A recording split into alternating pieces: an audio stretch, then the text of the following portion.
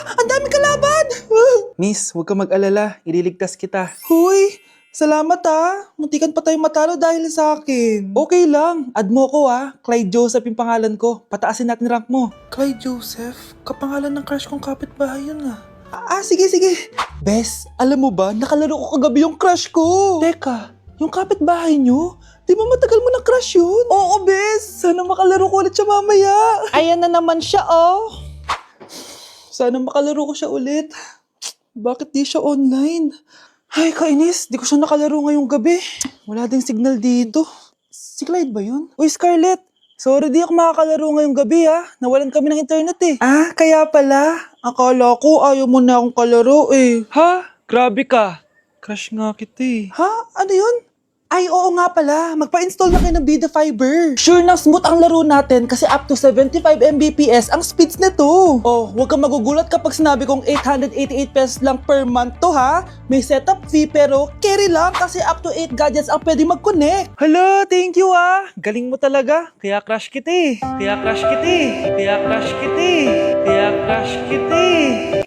Hala, nasan sa crush ko?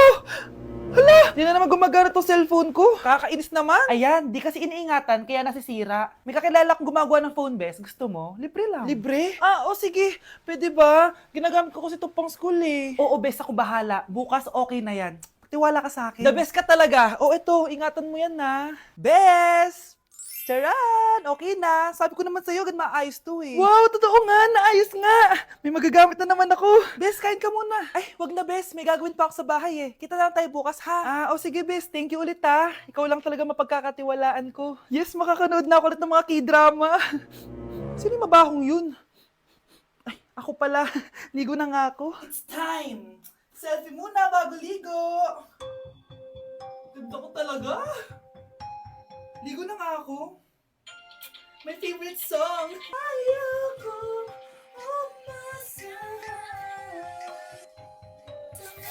Woo!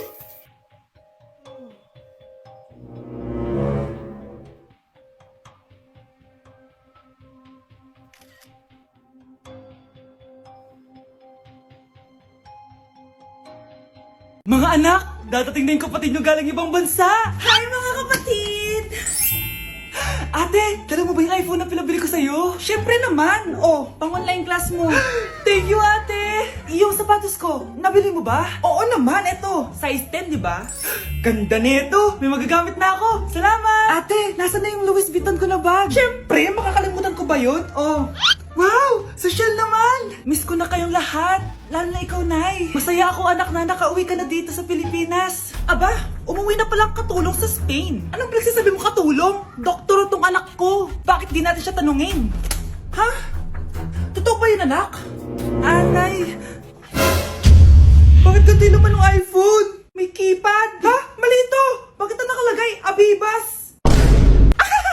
Fake naman pala ang mga pasalubong! Nay, hindi naman po talaga ako doktor sa Spain! Manghihilot lang ako! Ma, I'm sorry, Ma! Teka lang, parang napanood ko na to Etong Louis Vuitton, ate, saan mo binili? Sa Green Hills. Pero sabi nung nagtitinda, maganda daw yung quality niyan.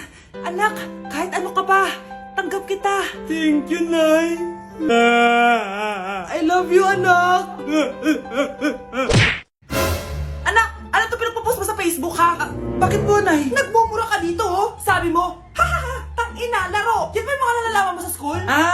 Biro lang yun, Nay. Wala akong pake. I-delete mo to kung ayaw mo laruin ko yung mukha mo. Sige po, Nay. A few moments later. Wow, ang ganda naman na outfit ko. Picture nga ako.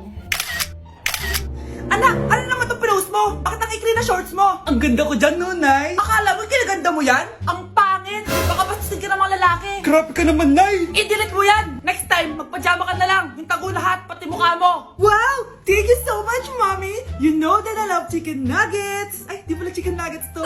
Pero sarap! May di ko nga. Ano? Ano na naman itong pinost mo sa Facebook? Yung niluto niyo po, Nay, shinare ko lang sa Facebook. Itlog lang, ipapost mo ba? Hiya ka naman! Dapat pinapost mo yung mga masarap na pagkain! I-delete mo yan! Lahat na lang pinapadelete mo! Tapos may nagko-comment pa sa post mo, sabi nila, ang pangit ko daw! Deserve. Alam mo, i-delete mo na lang yung Facebook mo! Tama na! I-delete mo na! Para tamimik na yung buhay ko! Kung wag ka kayo mangyalab, sigurado tatahimik buhay mo. Akin na yung phone mo. Ako na lang magdidelete. Bakit kita i-delete kung pwede naman kitang i-block? Hindi mo na makikita yung mga post ko. Okay, class. Accepted sa exam ang may pinakamagandang spoken poetry. Ma'am, I volunteer. Wow, okay, Scarlett. Esophagus. Habang tayo'y kumakain sa pagkainan, hindi mawawala ang esophagus. Mananatili yan panghabang buhay. Dadaloy yan sa iyong sinapupunan. And I thank you. Magaling! Sinong gustong lumaban kay Scarlett? Ma'am, lalaban po ako. Okay, class. May lalaban pala kay Scarlett. Si Samantha. Pantog. Kapag tayo'y umiihi, syempre, kailangan hindi mo mapigilan ang iyong ihi, syempre, para iwas bato, para iwas sakit, syempre, may point siya. Kaya kung ayaw mo yun, umihi ka na umihi, para yung pantog mo, hindi magka-aberya lang ganun. And I thank you. Okay, class, parehas silang magaling. Kaso, isa lang ang mananalo. Sana ako yung manalo para perfect na ako sa exam. Sigurado namang ako yung mananalo dyan. Galing ko kaya. Ang nanalo ay si... Ako po, ma'am. Lalaban ako. Sige, Michael. Putok. Nangangamoy putok na dito. Matuto rin kayong maligo. Yes! Ang taas ng score ko! Anong score mo, Scarlett? 19 yung score ko. Ay, hindi perfect. Buti pa ako, naka 20. Bawi ka na lang next time, ha? Scarlett, nagawa mo ba yung assignment natin? May assignment tayo? Hala, di ko nagawa. Huwag mo nang sasabihin kay mama. Sige, di ko sasabihin. Ma'am, may assignment po pala tayo. Ay, oo nga pala, may assignment tayo, class. Ang hindi gumawa ng assignment, bagsak sa akin, ha? Bida-bida talaga tong si Samantha. Okay, class, sinong ibaboto niyong president? I nominate Scarlett, ma'am. Ako? Di ako papayag. Dapat ako yung maging president. Go, Scarlett, kaya mo yan. I nominate myself because I believe na mas responsible ako. I believe na hindi ako nangungupit ng class funds. Iboto niyo ako dahil matataas ang mga scores ko. Iboto niyo ako dahil hindi ako nangungopya para lang tumaas ang score. Ako ba pinaparinggan mo? Mukhang may natamaan ata. Congrats, Scarlett. Deserve mo maging president. Gagawin ko yung best ko. Good morning, class. Hindi na papasok si Samantha. Ha? Ano nangyari? Ang balita ko, nag-drop na siya dahil sa sobrang pressure sa nanay niya. Palagi siya pinapagalitan kapag hindi perfect yung score niya. Nagalit din yung nanay niya nung hindi siya nanalo ng president. Kaya, na-depress talaga siya. Kawawa naman pala siya. Class, listen! Mamimiss ko kayo! Mamimiss namin yung subject nyo, ma'am! Mamimiss kita, ma'am, kahit wala naman ako natutunan sa inyo. Ano ba yung tinuro mo? Aba, nag-iiyakan na kami dito? Naglalato-lato ka pa din? Be, kahit inagaw mo sa akin yung crush ko, mamimiss kita. Ikaw din, be, mamimiss kita. Kahit ang baho ng hininga mo, kahit palagi mo ako nililista sa noisy, mas maingay pa din yung putok mo. Lo, paano naging valedictorian yan? Nangungopya lang yun sa akin eh. Di ko na patatagalin sa teacher ko na ang dami pinapagawa at palaging galit. Sa principal namin ngayon ko lang nakita. Nandyan po pala kayo. Sa mga classmates kong amoy putok at puro kopya sa akin kahit may set A, set B. At sa crush kong di ako ginawa. Ang dami mong time, be. O ano ka ngayon? Pangit mo. Maraming salamat sa inyong lahat. Yun lang. Ma'am, para sa'yo to. Mamimiss ka namin, ma'am. Thank you sa lahat, ma'am. Yes, sa wakas, gagraduate na ako. Anak, proud ako sa'yo. Aba, bakit ka nandito? Ma'am, di ba graduation po natin ngayon? Ay, hindi ka gagraduate. Bagsak ka sa akin, di ba? Ayan, kakalato-lato mo yan. Humanda ka sa akin sa bahay. See you na lang next year. Uulit ako.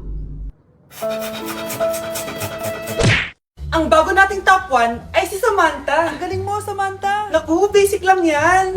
Paano nangyari yun? Pasado kayong lahat, pero may isang bagsak. Si Scarlett, halatang favorite mo si Samantha. Pares lang kami ng average, paano ako bumagsak? Di ba sinasagot mo ako?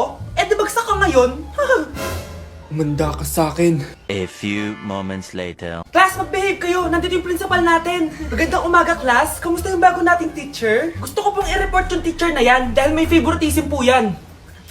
Favoritism? Sinungaling ka, Scarlett! Mabait sa amin si ma'am! Opo ma'am! Mabait po ako sa kanila! Pantay-pantay lang po yung tingin ko sa kanila! Huwag mo na pagtakpan nanay mo, Samantha!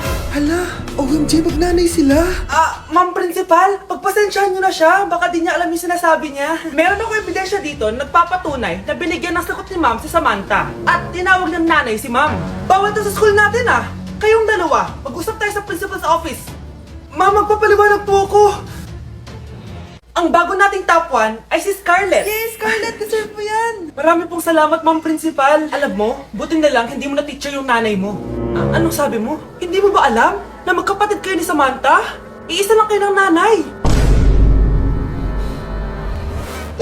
Mag-break na tayo! Anak, i-ready mo na lahat ng gamit natin, ha? Sige, Nay! Bring me kulay red na brief! Meron ako! May nanalo na! Brief na kasama ko yan, ah! Be, di na ako, love. Okay lang yan, Be. Shot ka pa, oh. Love mo ba ako? Oo, Be. Love ka namin. Bakit di mo ako love? Di mo alam dahil sa'yo ako hindi makakain. Ano ba yan dito? Ang ingay mo naman. Yung lukuin. Tulad ko na may pusong bato. Rosalinda! Mahal kita! Mukhang may handaan doon kina Kumari, ah. Di man lang ako in-invite. Balik ko nga yung plato niya. Sige, kain lang kayo dyan. Uy, Mars, ito nga pala yung plato mo. Babalik ko na. Aba, salamat naman at binalik mo pa yung plato ko. Last year pa to, ah. Ngayon ko lang naalala, sorry. Mukhang masarap yan, Mars, ah. Pengin lumpia tsaka spaghetti. Baka gusto mo din ng fruit salad. Nakakaya naman sa'yo, no? Nay, may jowa na ako. Dito ko lang pala siya makikilala. Talaga? Pakilala mo naman sa akin. Eto siya, Nay. Hello po, tita. Magjojowa ka na nga lang. Pinsan mo pa? Hindi pala tayo pwede. Magpinsan pala tayo. Anak, boyfriend mo ba yung anak ng kapitbahay natin? Opo, Nay. Ano? Ayoko yun. Makipaghiwalay ka na doon. Bakit naman, Nay? Mahal namin yung isa't isa. Di nga marunong magbayad ng utang yung nanay nun. Oh, ano naman kinalaman namin doon? Basta. Di kayo pwede nun.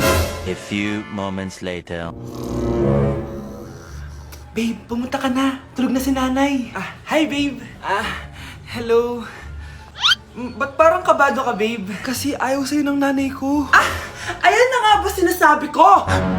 Nay! O anak, bakit nandito ka sa bahay ng babaeng yan? Nandito pala hindi marunong magbayad ng utang. Nahiya naman ako sa'yo, chismosa. Teka lang, magkano ba utang mo sa kanya, Nay? 50 pesos. 50 pesos lang yung utang niya sa'yo? 50 pesos lang? Umiiyak na? Bakit? Malaking bagay na yun sa akin. Oo, ito. Bibigyan ko kayo tig 1,000 tig isa. Ito, Nay. Manahimik ka na, magpapakasal na kami next week ng girlfriend ko, Aba, kasal agad?